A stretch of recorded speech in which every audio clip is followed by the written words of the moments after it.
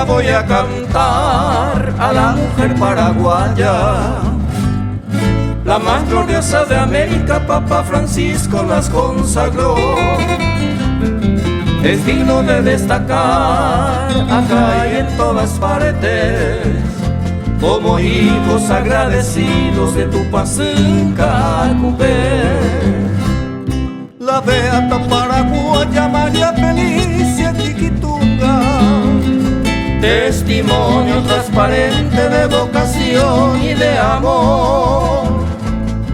Es un regalo de Dios, perfumada flor de santidad, de Villarrica su ciudad, irradiando caridad.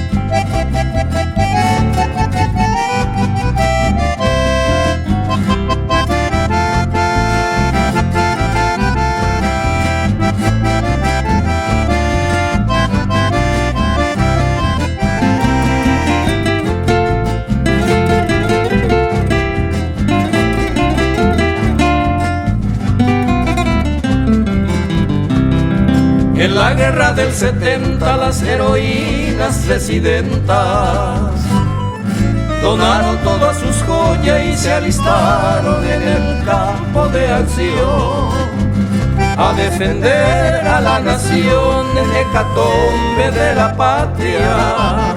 Reconstruyeron el país para bien del Paraguay.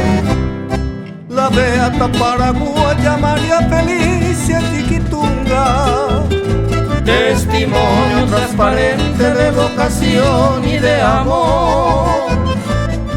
Es un regalo de Dios, perfumada flor de santidad, de Villarrica su ciudad, irradiando caridad. De Villarrica su ciudad, irradiando